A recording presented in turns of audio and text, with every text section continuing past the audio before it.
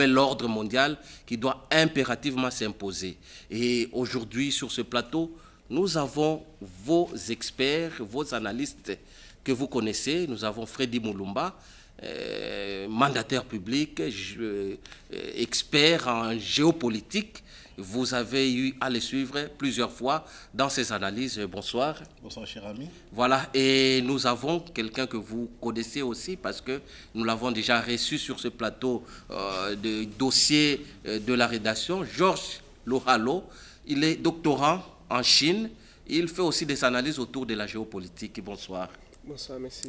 Voilà, avec mes deux invités, nous allons parler du nouvel ordre mondial qui arrive, qui va s'imposer, oui ou non, avec cette pandémie qui est venue brusquement brutaliser et brusquer tout ce qui était comme prévision sur l'organisation des États, l'organisation internationale. Mais dans un premier temps, je vous invite à suivre cette analyse passée sur RFI par nos confrères de RFI qui parlent également du bouleversement ou de l'effondrement de l'hégémonie occidentale. Nous allons suivre nos confrères de RFI. Bonjour Pierre. Bonjour Nicolas. Vous analysez, Pierre, l'impact géopolitique du coronavirus. Alors que 169 pays sont touchés par le coronavirus sur tous les continents, la plus grande surprise aux yeux du monde est l'effondrement de l'Occident. Personne, aussi bien les habitants des pays occidentaux eux-mêmes que ceux du monde émergent ou en voie de développement, personne n'aurait pu croire possible il y a seulement quelques semaines les scènes auxquelles on assiste actuellement dans le nord de l'Italie, l'est de la France ou encore dans les hôpitaux de New York. Même s'agissant d'un phénomène sans précédent, mais pas tout à fait inattendu après plusieurs alertes épidémiologiques récentes. Les pays occidentaux ont les meilleurs médecins, ils le montrent quotidiennement, des systèmes de santé sophistiqués, des hôpitaux de classe internationale. Et pourtant, ils ont été bousculés par l'arrivée du Covid-19, pénurie de masques et d'équipements de protection, tests impossibles parce que l'industrie pharmaceutique a trop délocalisé, des cafouillages dans les prises de décision, malgré la virulence de l'épidémie en Chine quelques semaines plus tôt, et une impossible coordination internationale, même en Europe, où elle semblait naturelle. L'Occident est tombé de son piédestal, sa suprématie qui reposait en partie sur l'image de sociétés performantes, de technologies avancées et de gouvernements plus transparents qu'ailleurs, en a pris un coup. Après la vieille Europe, ce sont les États-Unis qui, gagnés à leur tour par la course folle du virus, révèlent au grand jour le dysfonctionnement de l'administration Trump au lieu de leadership. L'Amérique de Trump a d'abord choisi le déni, puis le repli national, et elle compte ses masques comme n'importe quel pays au monde qui découvre ses vulnérabilités et ses impasses. Et cette situation, Pierre, laissera-t-elle selon vous des traces durables? Elle a déjà un impact, Nicolas. D'abord parce que d'autres puissances se sont engouffrées dans le vide laissé par un Occident en état de sidération. Très durement touchée, l'Italie reçoit une aide médicale de Chine, de Russie et même de Cuba. Et cette aide contraste cruellement avec l'incapacité de l'Europe à lui porter assistance. Ça laissera des traces, évidemment. Tout se passe comme si le déclin de l'Occident, comme ensemble cohérent, qui a surmonté avec succès le défi de la guerre froide et créé des normes qui se sont diffusées dans le monde, était aujourd'hui visible à l'œil nu, plus encore qu'avec son éclipse au Moyen-Orient. Les Chinois se sont passionnés il y a quelques années pour les études sur le déclin des grands empires, pour y trouver quelques signes de l'affaiblissement de celui qui a dominé le XXe siècle. Ils risquent de voir dans ce virus, pourtant parti de chez eux et qu'ils ont initialement caché au monde, le signe que leur heure est arrivée. C'est en tout cas le sens du tapis de propagande en provenance de Pékin. Il est évidemment trop tôt pour prédire à quel rythme et dans quel état nous sortirons de cette crise et quelles leçons les Occidentaux en tireront.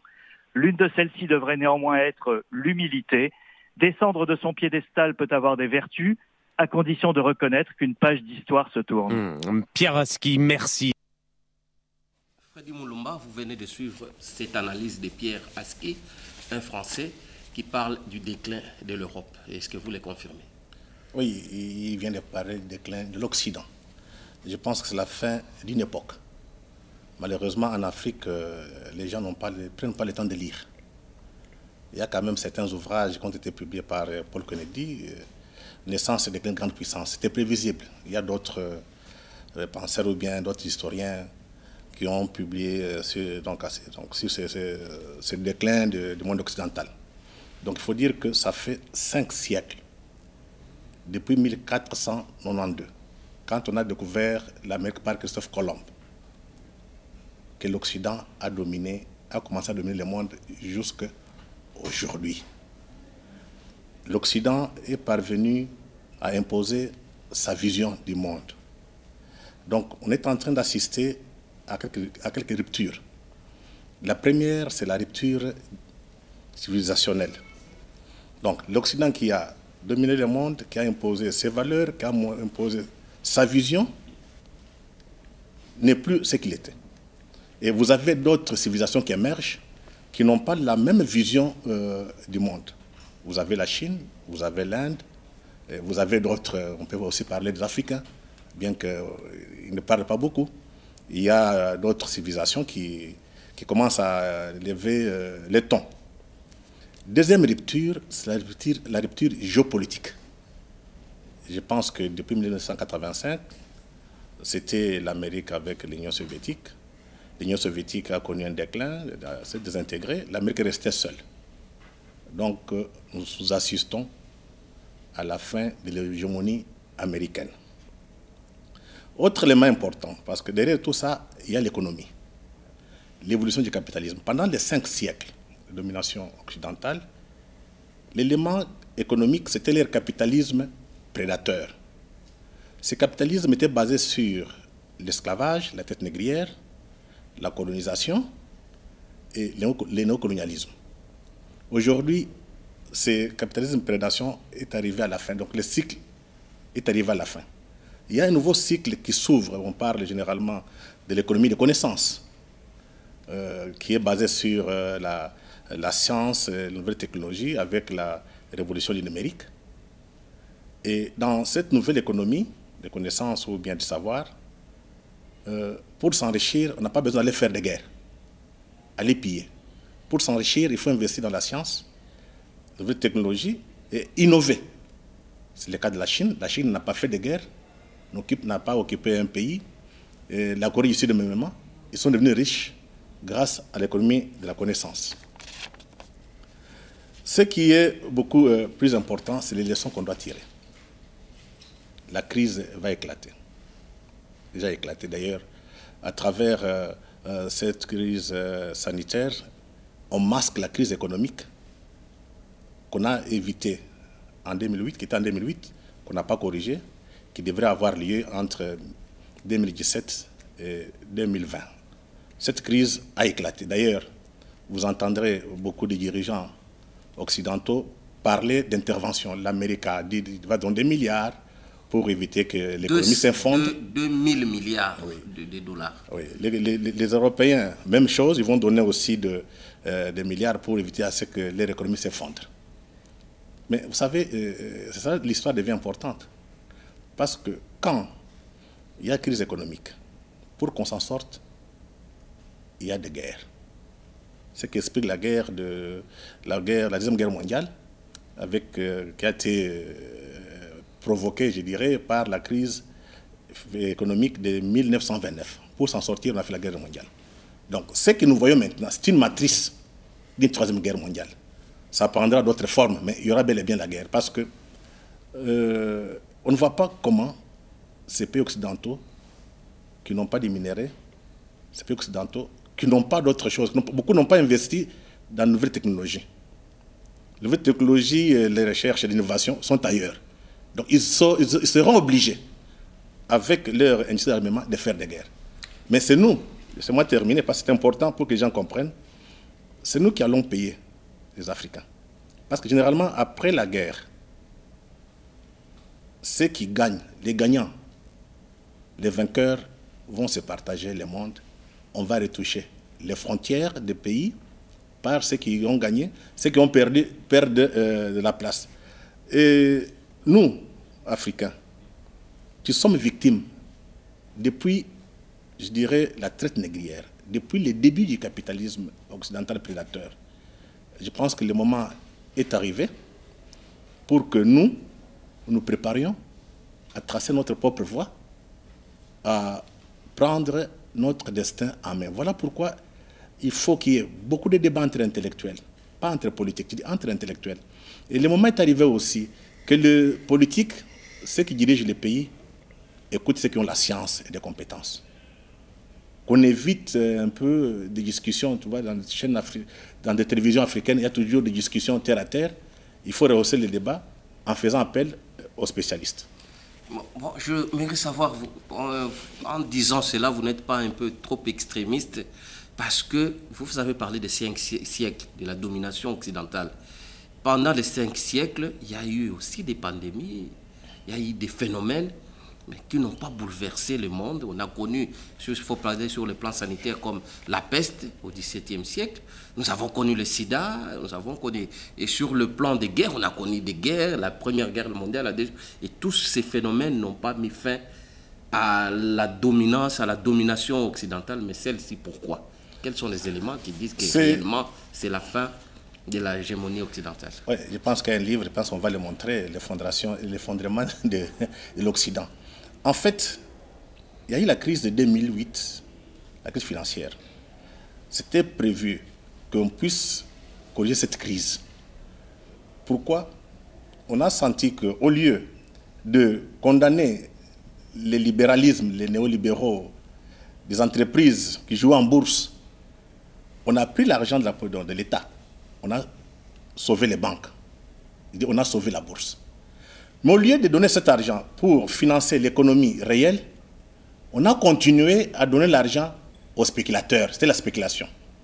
Premier point. Deuxième point, vous avez eu les banques centrales qui ont mis une politique monétaire pour soutenir ces boursiers. Et au même moment, l'État s'est beaucoup endetté.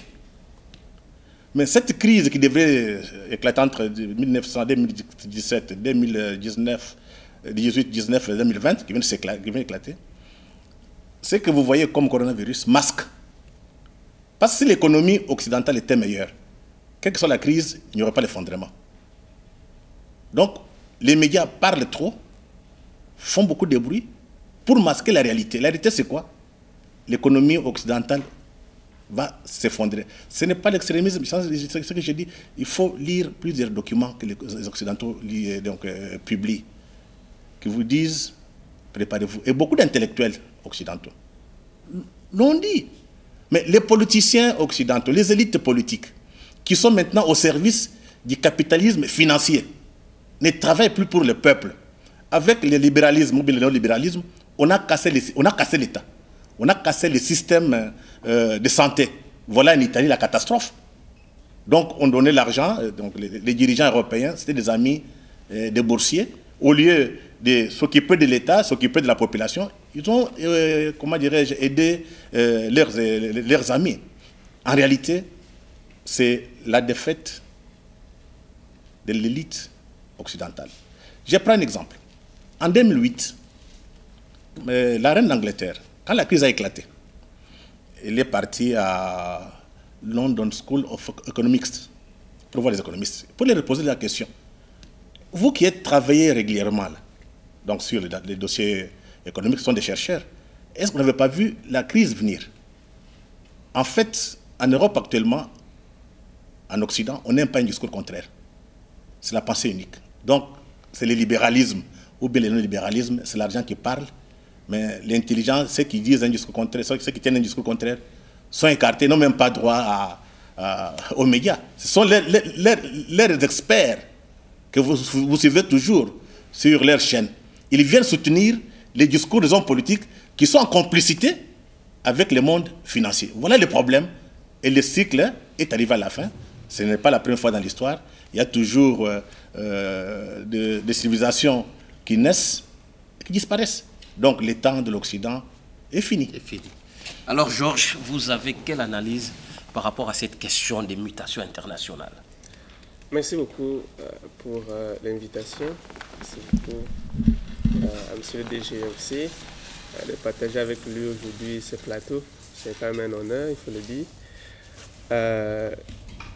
La crise du coronavirus, ou la crise autour du coronavirus, est révélatrice d'un nouvel ordre mondial, il faut le signaler. C'est comme ça que j'épouse aussi votre point de vue. Au début, vous avez dit que la crise précipite, la crise sanitaire mondiale autour du corona précipite le déclin occidental. Et c'est comme ça que il y a quelque chose qui est venu dans mon idée. Peut-être qu'il faut, il faut fixer à partir de quel moment l'Occident est en difficulté. Vraiment. Il y a 500 ans ou 5 siècles que l'Occident dirigeait le monde. M. Frédéric est revenu sur ça globalement et beaucoup plus spécifiquement, il y a 200 ans que l'Occident a presque dirigé le monde, a dominé le monde avec parfois des habitudes inhumaine, il faut le signaler. Il est revenu sur l'esclavage, la colonisation, donc un système de systématisation, d'exploitation systématique des gens et de leurs ressources. Ce sont des valeurs qui ne cadrent pas aucunement avec toutes les notions qu'on a eues jusqu'ici, des droits de l'homme et tout. Mais à la fin de la Deuxième Guerre mondiale, les États-Unis sont sortis première grande puissance du monde. Les États-Unis, en ce moment-là, produisaient un peu plus de 50% de la richesse mondiale. Et si vous voyez, l'économie américaine, autour des années 70, partageait un peu plus de 70% de la production mondiale. Donc l'Amérique est arrivée au summum de sa puissance. Et vers les années 80, l'Amérique a commencé à décliner en termes de croissance économique. Et ça, vous pouvez vérifier, tous les documents sont aujourd'hui sur Internet. Pour les gens qui nous suivent, il y a Madison, il y a tout. Et puis, il y a un grand ouvrage qui est sorti en 1988, The Rise and Fall of Great Nations, of Great Powers. C'est Paul Kennedy, M. Freddy l'a dit en français. Et en ce moment-là, il y a encore des autres ouvrages qui sortent.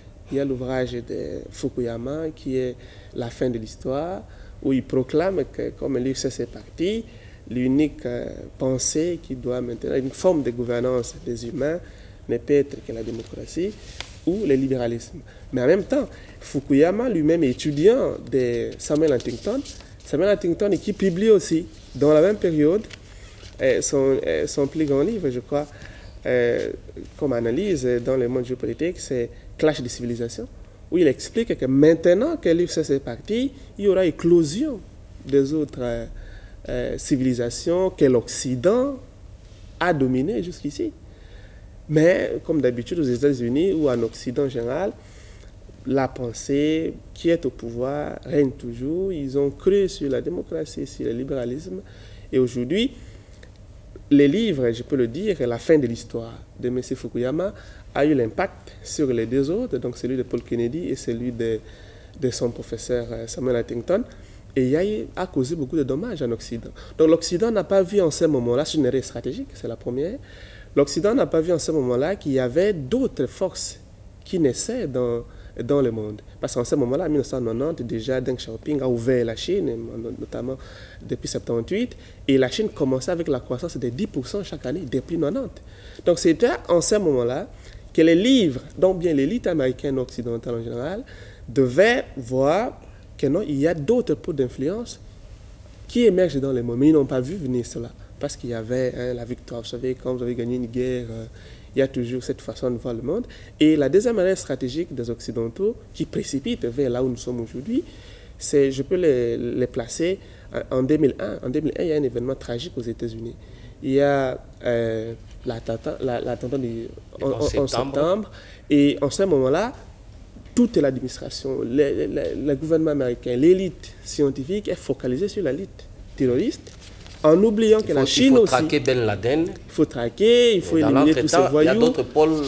Des puissances qui émergent. Et l'événement marquant pour moi, c'est l'entrée de la Chine dans l'OMC. Parce que quand même, dans la théorie économique générale, quand vous mettez dans une entreprise ou dans le système capitaliste du monde 800 millions de travailleurs, il y aura des changements. Les Chinois et d'autres États émergents intègrent l'OMC, commencent à travailler et ça cause des frustrations économiques qu'on a vues à l'Occident qui ont même conduit à l'élection de Donald Trump parce qu'il est en réalité le rejet de la façon non performante de la gouvernance jusqu'aujourd'hui aux États-Unis. Et en 2014, nous avons la dernière erreur stratégique. Donc le résultat, on peut le dire, en 2014, la Chine dépasse économiquement les États-Unis en termes de pouvoir de parité. C'est comme ça que vous avez vu en 2012 déjà, Barack Obama avait avait demandé qu'il y ait ce qu'ils ont appelé pivot stratégique, donc quitter l'Europe vers l'Asie du Sud-Est pour essayer un peu d'étudier cet espace-là pour que l'Amérique ne perde pas son pouvoir. Donc ce que nous vivons aujourd'hui n'est pas quelque chose de hasard. Coronavirus essaie seulement de précipiter la question parce que le monde est en crise de modèle. Et aujourd'hui, pourquoi c'est comme ça que j'ai mis les 3 possibilités. Les 3 possibilités qui vont s'offrir peut-être à la fin de coronavirus, c'est que la première ou le premier élément, c'est que probablement nous allons rentrer à la situation de 1910, donc 1900-1910, où il y avait essor du nationalisme dans le monde. Tout le monde rentrait chez soi pour essayer de travailler de l'intérieur et essayer de proposer au monde sa plus grande force, ce qui a conduit à des guerres, la guerre de 1914, donc compétition de puissance.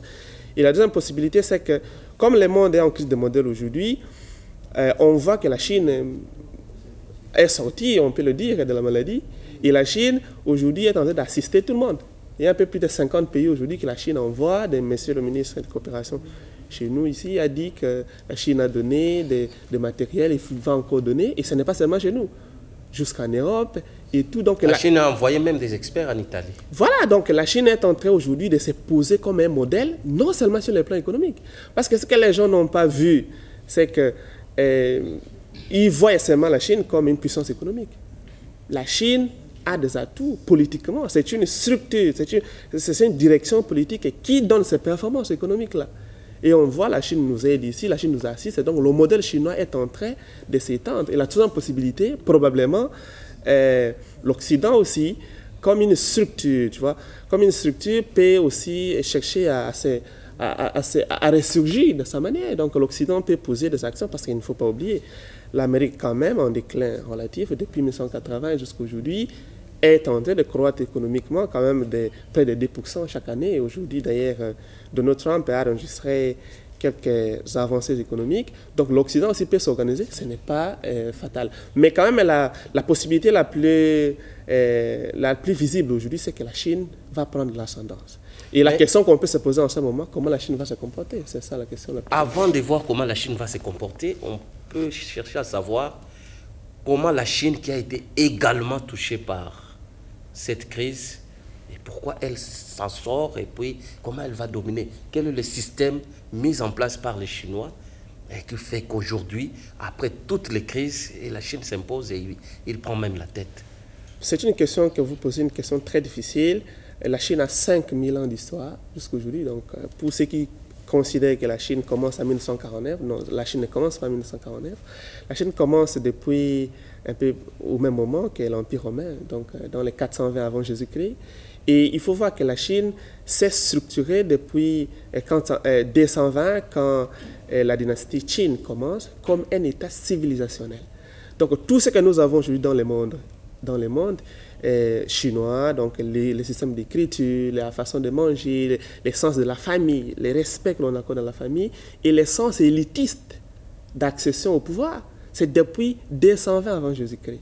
Donc la Chine a institutionnalisé un système vraiment très, très puissant. Et depuis lors, depuis la dynastie Han, pour arriver au pouvoir, pour travailler dans la cour impériale, il faut passer l'examen de Confucius. Donc la Chine, j'ai eu l'occasion de partager cette analyse avec les étudiants de Révérend Kim. Je leur ai dit que la Chine a un système politique méritocratique. Qu'est-ce que ça veut dire?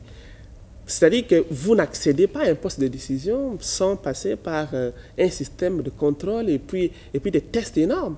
Vous n'arrivez pas. Si vous regardez le leadership chinois aujourd'hui, ceux qui dirigent les sectes-là, ce sont des gens qui ont occupé des postes auparavant importants de gestion des grandes provinces, en commençant par des petites agglomérations jusqu'à des provinces entières, des provinces qui ont économiquement et même en termes de population la taille des États. Donc il y a 3 éléments qu'il faut retenir pour comprendre la Chine aujourd'hui. C'est que la Chine est un État civilisationnel depuis 220 avant Jésus-Christ, et la Chine a un système étatique très fort.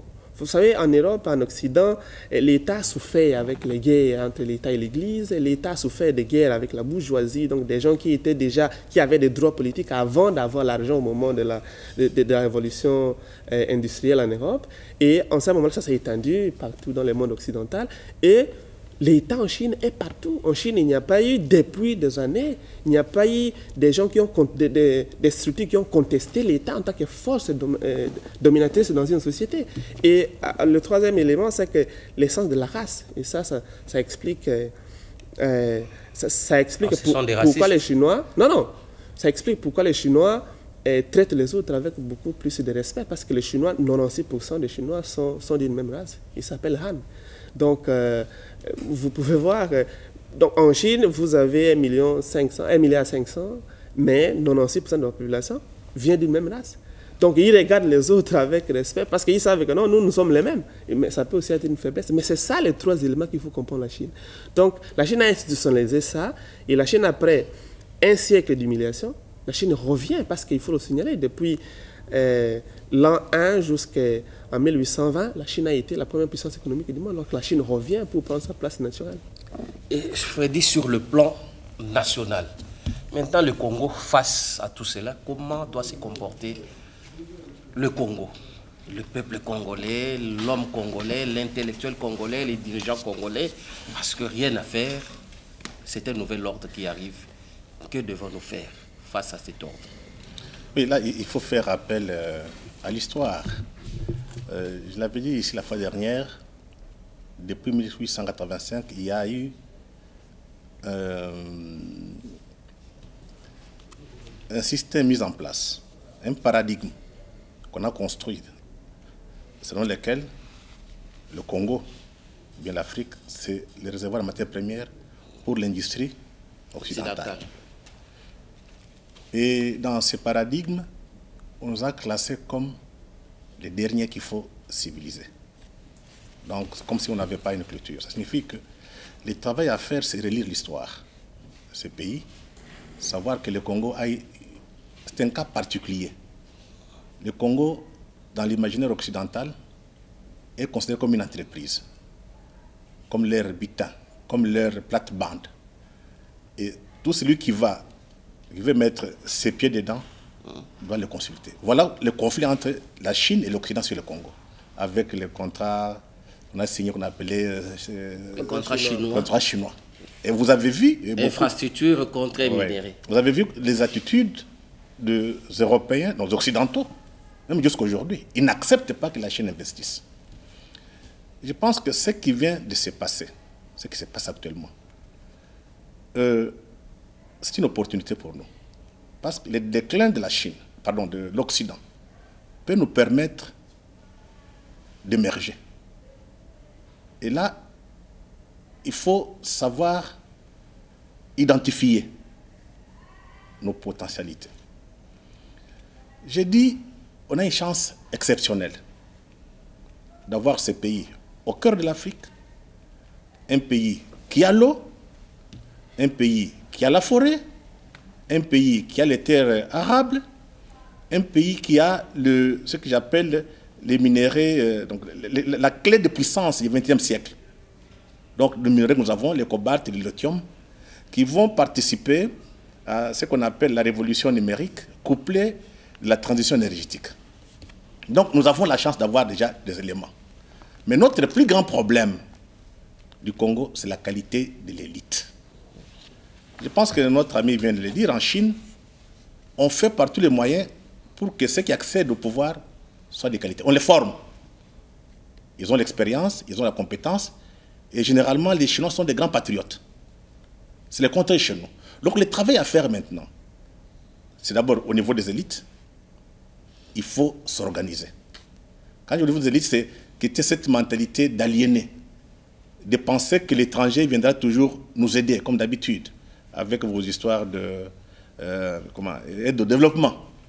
Il faut remettre tous ces paradigmes en cause. Il faut construire un nouveau paradigme venant de nous. Ça signifie qu'il faut faire appel aux historiens, faire appel aux économistes, faire appel aux philosophes. Nous voulons être quoi dans ce monde d'imitation, qui d'attendre les autres venir nous dire ce qu'il faut faire. Là, on va tomber dans un piège d'une certaine recolonisation.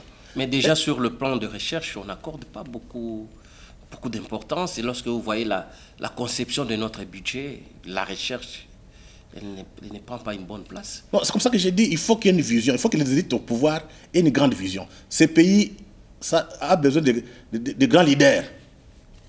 Si la Chine est devenue ce qu'il est, c'est grâce à Mao. Il ne faut jamais l'oublier. C'est Mao qui a fait tout pour que ça change. Nous sommes arrivés au moment où il faut aussi que des leaders africains congolais émergent. Ça signifie quoi? Parce que quand vous prenez, j'ai parlé ici de la situation de contrats chinois avec les Européens. Dernièrement, un cas que je prends, la Chine avait donné à notre pays, non, pas à l'Afrique, 60 milliards de dollars pour aide. Donc on dit, vous pouvez avoir des projets, allez vous présenter à la banque, c'est une banque, donc l'agent était basé en Afrique du Sud, allez présenter vos projets, on va vous financer. Curieusement, le Congo n'avait pas de projet. L'argent était là. Et quand on analyse en profondeur, il y a encore des élites ici qui croient encore en Occident et qui croient encore en Belgique. Parce que dans l'imaginaire des Belges, de manière générale, ils estiment qu'ils doivent faire le trait d'union entre nous et l'extérieur. Ils n'acceptent pas que les Chinois viennent travailler avec l'État congolais. Voilà pourquoi on a mis l'argent et nous ne sommes pas partis les chercher pour financer nos projets. Donc le moment est arrivé de rompre avec ça. Ça signifie que si aujourd'hui, nous voulons que le Congo, dans cette situation, émerge, nous avons eu la chance d'avoir toute une histoire riche. D'ailleurs, on commence à parler de nationalisation. L'État revient, qu'on avait déjà cassé avec la mondialisation, avec les globalistes. Donc l'État revient. Donc il faudrait que les élites qui vont gérer l'État soient à la hauteur. Ça signifie que des élites qui ont d'abord l'expérience, ensuite la compétence et une élite visionnaire. Exemple, pas notre chance. Vous savez, Mobutu a dirigé ici pendant 30 ans. C'était un parti-État, parti unique.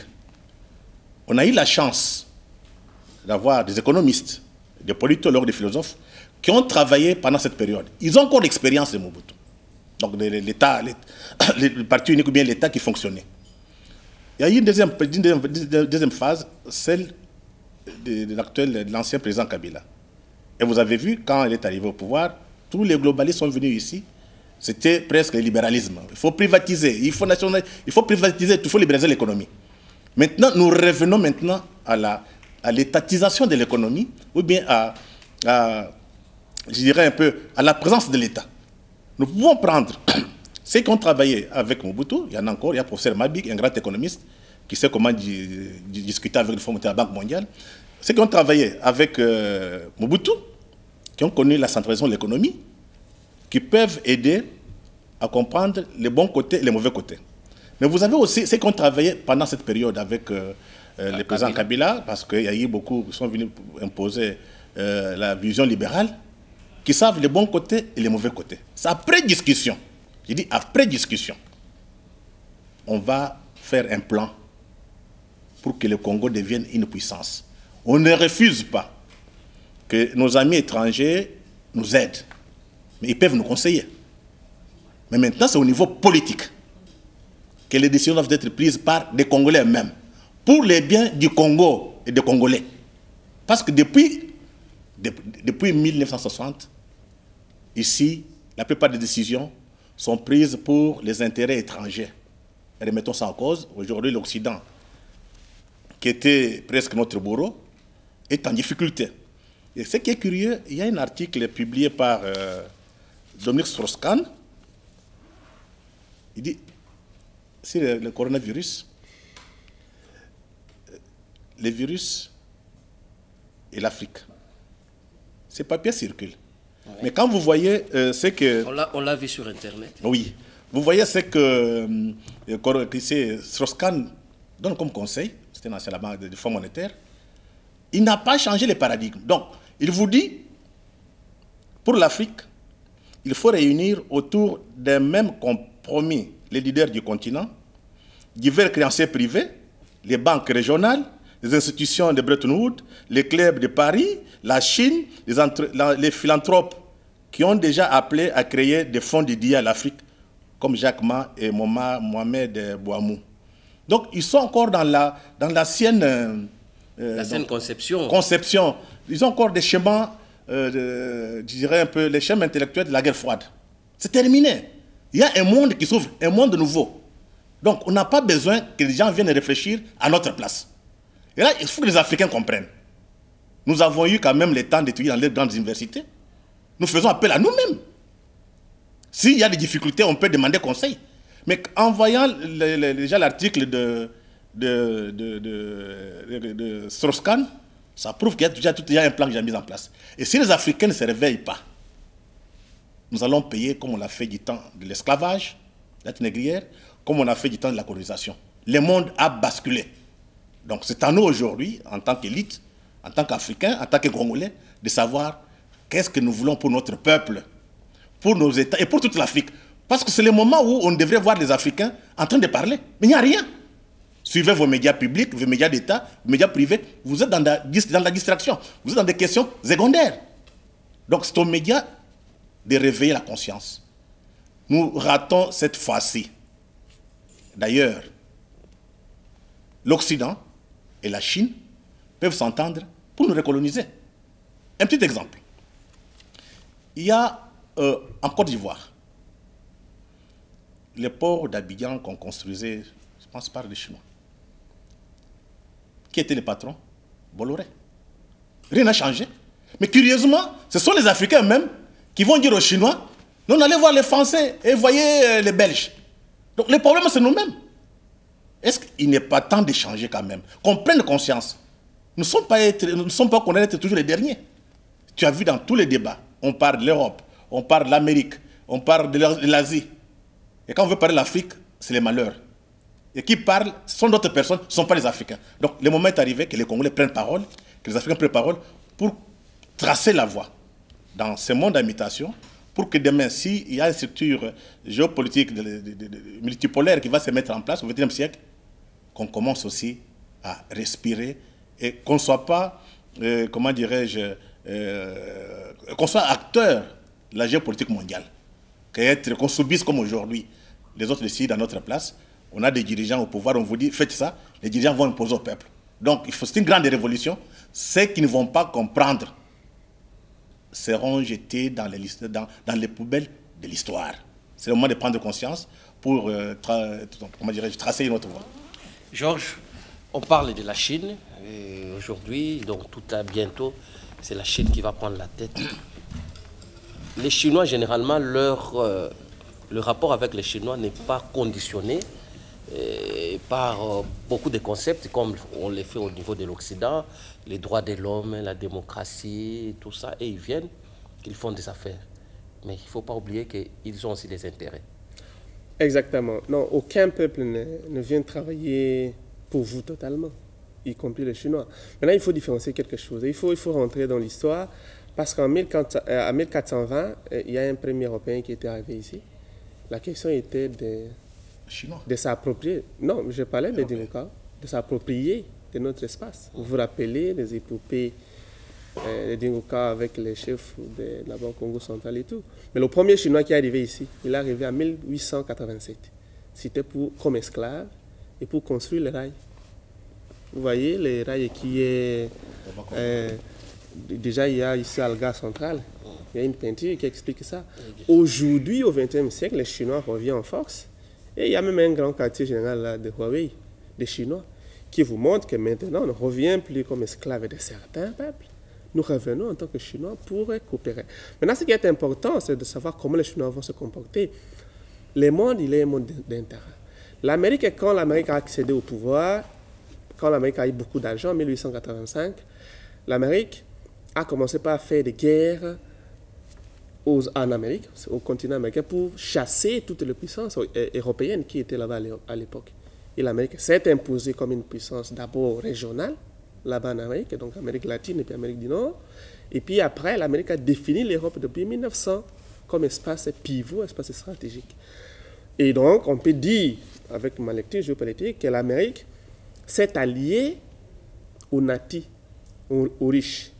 Maintenant, la Chine accède au pouvoir international, arrive au sommet de la puissance. La Chine définit ce qu'on appelle ici en français projet routiers et ceintures. Mais regardez la structure, les dessins. C'est dans le monde en développement que la Chine trace cette route. C'est très important. C'est pour comprendre que la Chine veut que, par moment, veut que la majorité de la population de la planète puisse participer dans l'entraide, dans une coexistence pacifique. C'est ça l'esprit de la politique étrangère chinoise. À l'évolution de l'humanité dans la paix et dans la coexistence. Mais chez nous, ici, et notamment dans tous les tiers-mondes, il y a des conceptions. Il y a des choses ou des dilemmes que j'entrevois qui font en sorte que les gens ne comprennent pas bien la politique chinoise. En premier lieu, il y a les dilemmes de l'Occident. Nous insistons pour ces concepts parce que c'est très important. Les Occidentaux ont géré le monde depuis longtemps. Il y a les valeurs qui sont connues partout, imposées avec des guerres, des forces et tout. Et les gens dans les tiers-mondes, notamment dans ces pays ici, se sont appropriés ces valeurs. Regardez la société civile, comment elle se comporte chez nous ici. Regardez. Donc, il y a des gens qui détruisent au jour les jours. Parmi ces valeurs, on parle même de la religion. Mais oui, mais c'est tout ça, c'est la modernité. C'est-à-dire que vous voyez que quand l'Occident est là, il y a d'autres puissances qui ne sont pas occidentales qui émergent. L'Occident est dans un dilemme. L'Occident voit qu'il est limité. Et comment l'Occident va intégrer, va s'ajuster et s'adapter aux nouvelles puissances qui émergent. Ça, c'est le premier dilemme. Qui fait en sorte que, chez nous ici, on ne comprend pas bien ce que représente la Chine. Et le deuxième élément, je l'ai dit, c'est la société civile chez nous, qui est aussi en tout cas plein dedans. Regardez les fonctionnements des ONG ici. Ça veut dire qu'aux États-Unis, si vous regardez toutes les publications aujourd'hui, même l'ordre politique, l'origine de l'ordre politique que Fukuyama a publié en 2011, parle de la question de politico-decay, ça veut dire la stagnation politique. Ça veut dire aujourd'hui, nous rentrons dans ce que M. Freddy parlait, du rôle de l'État. Ça veut dire qu'aux États-Unis, par exemple, et dans beaucoup de démocraties, l'État comme structure de force qui doit normalement gérer la société est affaibli par les intérêts de privés, par les intérêts de certaines catégories de gens qui prennent l'action étatique à leur guise. Aujourd'hui, en Occident, en Europe notamment, partout, ce sont les riches qui financent pour qu'un tel et tel devienne président. Et en ce moment-là, vous ne ferez jamais ce qu'ils ne veulent pas que vous fassiez. Ce qui est différent des nouvelles puissances qui mènent notamment en Chine. Donc vous avez un État fort qui est là. Et c'est aujourd'hui le modèle qui est un peu valorisé un peu partout. Donc chez nous, ici, il faut changer de paradigme. Il faut voir dans l'histoire ce qui n'a pas marché. On a 60 ans, mais je crois que ce sont une sensibilisation pour les 60 ans d'indépendance. Il faut voir en 60 ans comment on a marché. Depuis 1960, si on veut exclure 85 jusqu'à 60, on est avec les Occidentaux. Il faut se poser des questions essentielles en ce moment. Comment on va organiser notre diplomatie en ce moment? Comment on va organiser notre pouvoir à l'interne? Et comment on va se projeter? Nous avons tous les éléments importants pour participer avec force dans cet ordre mondial à mutation, mais il faut qu'on soit nous. Il faut qu'on connaisse, qu'on définisse notre intérêt national. En ce moment-là, on se projette. La politique étrangère est en réalité ce que vous êtes à l'interne. Donc, il y a beaucoup de sagesse aujourd'hui, notamment les jeunes. Et nous, en tout cas, beaucoup de gens aspirent à être meilleurs aujourd'hui dans ce pays. Parfois, ils ne sont pas politiciens, ils ne parlent pas beaucoup, ils réfléchissent pour le coup, parce que ça fait 60 ans. À un moment donné, il faut se rendre compte que le monde est en mutation. Regardez l'Amérique. Je vous ai dit, l'Occident est en fragmentation. Ça signifie quoi? Vous voyez que l'Amérique de Donald Trump, parce qu'aux États-Unis aujourd'hui, il y a une grande opinion qui veut que l'Amérique se désintègre de l'extérieur, que l'Amérique se construise de l'intérieur. Parce que depuis 1980 jusqu'en 2010, les salaires moyens d'un Américain simple n'ont pas augmenté. Les gens sont dans la pauvreté. Moi, j'ai étudié avec des Américains. Et l'élection de Donald Trump était un signal fort. C'est ça même les limites. J'ai fait un texte sur les idéologies du XXIe siècle. Les gens peuvent trouver cela en ligne. Vous verrez que l'idéologie libérale à l'interne peut marcher. Ce n'est pas mauvais de respecter les droits de l'homme, de respecter. Mais quand vous prenez cette idéologie et puis vous l'exportez et les mobiles pour les faire appliquer dans des pays que vous exportez, c'est parfois des mobiles pour s'enrichir, parfois des guerres qui se font au Moyen-Orient. Donc les gens voient, et puis au Moyen-Orient, en Afrique, les gens voient qu'il y a un double langage. C'est ça la fin du libéralisme. Donc et ces gouvernements-là ne sont plus performants. On a vu que les politico-decay, donc il y a stagnation de l'ordre politique, ce qui fait qu'aujourd'hui, les gens ne croient plus au libéralisme à l'international. Donc aujourd'hui, il faut, en tout cas, c'est un grand pays, le Congo, il faut revenir en nous-mêmes. Il y a quand même des grands penseurs dans ce pays, il y a des grands noms qui reviennent toujours, donc le Congo a toujours participé avec force. Et c'est peut-être en ce moment aussi qu'il faut rentrer en nous-mêmes, voir nos forces et définir un ordre que nous voulons important pour le XXIe siècle. Freddy, nous sommes en train d'atterrir. Ce sont des grandes analyses, on ne saura même pas les terminer en 2 heures à 3 heures. Donc le temps de revenir encore pour continuer à creuser aujourd'hui. Comment vous pouvez vous conclure par rapport à la position du Congo vis-à-vis de ce nouvel ordre mondial qui arrive? Vous savez, quand vous voulez prendre une décision, il faut faire appel à l'histoire. Parce que ce qui peut nous arriver aujourd'hui, regardez, l'Amérique ne sera pas ce qu'elle est. L'Amérique va se retirer du monde. Elle va laisser des espaces vides. Ces espaces vides seront occupés par les puissances émergentes et par ce qu'on appelle les acteurs non étatiques, parmi lesquels les mondialistes. Donc, dans ce qui va se passer après le coronavirus, il y aura ces acteurs qui vont jouer pour que la géopolitique change, donc qui vont se positionner. Donc, nous serons au cœur des enjeux. Et ceux qui seront en faillite, les entreprises en faillite qui vont fermer, vont descendre chez nous. Donc, qu'est-ce qu'il faut faire? C'est la question. Je pense que la première chose à faire, je l'ai dit la fois dernière, le gouvernement que nous avons, c'est un gouvernement issu des accords politiques entre politiciens. Ça pouvait se justifier. Maintenant, il y a une situation exceptionnelle qui se présente. Vous avez une crise. Faut-il encore continuer avec le même gouvernement ou bien il faut changer? Moi, je suis d'avis qu'aujourd'hui, il nous faut un nouveau gouvernement.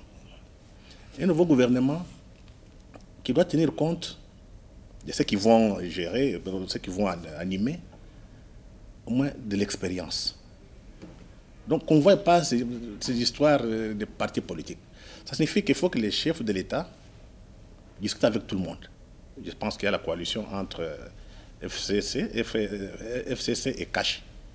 Ils peuvent discuter entre eux, choisir des éléments capables de comprendre les enjeux, parce que les chefs de l'État ou bien le Premier ministre ne peuvent pas tout faire. Il faut à chaque niveau, jusqu'au niveau de l'administration, que quand on donne l'instruction, que ça passe. Donc ça demande des compétences, les expériences, et surtout des patriotes. Parce que ce qui va nous arriver, c'est un tsunami, c'est un bouleversement. Mais je vois ici les gens sont en train de tergiverser. Nous sommes tous dans un bateau qui risque de chavirer. Donc que faire? Qu'on prenne les meilleurs d'entre nous. Il y en a beaucoup ici. Qu'on écarte l'histoire des politiciens, qu'on les mette à la place qu'il faut. Je suis très content de voir qu'on vient de donner la communication au Dr Muyembe. C'est l'un des meilleurs. Vous voyez, maintenant, ça va commencer à marcher parce que c'est un spécialiste de matière. Il faut qu'on voie dans tous les domaines qui sont les spécialistes, qui ont l'expérience, qui ont les savoirs, mais qui aiment ce Congo. Parce que maintenant, ce qui compte encore beaucoup plus, c'est être patriote. Parce que nous serons attaqués de tous côtés par rapport à notre histoire. On est tellement trop riches, on ne veut pas nous laisser tranquilles. Et en dehors de ça, il nous faut une armée. Qu'on ne se trompe plus. Les États qui n'auront pas d'armée seront envahis. Nous devons former notre armée forte en cas d'attaque, qu'on soit capable de nous défendre. Donc, parce que vous avez vu ce qui s'est passé avec la guerre de l'AFDEL. La guerre n'est pas partie du Congo. C'est parti du Rwanda, de l'Ouganda. Mais qui était derrière? Vous avez les multinationales, les globalistes, qui étaient amis de Bill Clinton. Et on a décidé d'envahir le Congo pour le contrôle des matières premières. Mais imaginez-vous que toutes ces entreprises sont en faillite. Ils vont faire quoi? Ils ont des armes. Ils vont revenir. Oui. Il faut se préparer déjà. Préparer notre peuple, préparer nos élites, mais surtout libérer l'information. Ce qui va nous sauver, c'est quand notre peuple aura l'information. En cas de problème, on donne un mot d'ordre. Tout le monde est dans la rue. C'est le peuple qui peut sauver tout un régime. L'armée peut intervenir. Mais quand le peuple est conscient, dès que quelqu'un veut encore nous recoloniser, on demande à notre peuple, tout le monde est dans la rue, peut prendre des armes pour défendre notre Congo. Parce que ce qui arrive, il faut que tout le monde comprenne, c'est un bouleversement historique. Après 5 siècles de domination occidentale, les puissances qui émergent vont s'affronter avec les anciennes puissances, avec les globalistes, avec d'autres acteurs non étatiques, Al-Qaïda. On a tendance à oublier tout ça. Donc c'est le moment de se mettre d'accord sur l'essentiel et permettre à ce que nos médias soient bien outillés avec des journalistes de qualité pour que le peuple comprenne, le peuple ait l'information au cas où la situation s'est dégradée, qu'on demande au peuple de se prendre en charge. Alors Georges, comment vous terminez? Oui, je crois que si les mutations géopolitiques se confirment après le coronavirus, il y a, en politique internationale, nous disons toujours que les puissances nucléaires ne se battent pas. La Chine est une puissance nucléaire, les États-Unis aussi, et d'autres puissances dans le monde. Donc probablement, si nous entrons dans la bipolarité, en tout cas c'est ce que je vois, la ligne va se converger parce que la Russie, qui est aussi une grande puissance aujourd'hui, a des problèmes démographiques et puis économiques. Donc si la relation va aller entre les États-Unis et la Chine, la structure sera la bipolarité, donc des pôles dans le monde. Et comme ils ne vont pas se battre, techniquement, il y aura des guerres régionales. C'est comme ça qu'il ne faut pas négliger l'appel de M. Freddy. Donc, il y aura des guerres régionales, donc des compétitions de puissance au sein des régions. Nous sommes ici en Afrique centrale, les uns sont au Moyen-Orient. Et c'est eux qui seront derrière ces guerres. Qui sont, voilà, c'est ça que ça signifie exactement. C'est comme ça qu'il faut toujours voir avec une attention soutenue, malgré la question du coronavirus qu'on est en train de passer maintenant là. Il y a eu des moments de chaufferie, de guerre. J'ai appris la Zambie, il y a le militaire zambien qui était au Tanganyika là-bas. Il faut toujours suivre des dossiers de près. C'est une question d'État. Il ne faut pas être borné avec Corona. Corona, c'est une crise sanitaire. D'abord, ça ne tue pas beaucoup de gens. Mais il faut, quand on suit les règles de santé telles que promulguées, mais l'action de l'État va continuer et il faut être en alerte sur toutes les questions. Et je voudrais terminer en disant que pour la vie d'un peuple, à tout moment qu'il y a des grands bouleversements, à tout moment qu'il y a des grands changements, des grandes questions, que les gens se retournent dans leur propre génie pour définir ce qu'ils veulent. Et ces pays, nous avons beaucoup des hommes de science. D'ailleurs, vous voyez, il y a M. Mouyembe qui fait la fierté pour Ebola, connu dans le monde. Nous avons aussi un moment où on a fait passation de pouvoir pacifique entre Congolais. C'est historique. Nous avons 2 présidents à ce moment-ci. Nous avons même un prix Nobel. C'est-à-dire que c'est un moment de nouvel élan qui peut être pris pour le Congo. Et il y a beaucoup de sagesse, comme je l'ai dit. Beaucoup de gens sont là pour soutenir, même dans des quartiers, l'action de la République. Il faut que le gouvernement compte sur sa population et le Congo va participer avec succès dans ce 20e siècle comme ça. Voilà, merci à vous, Georges Loralo. Merci à Freddy Mulumba.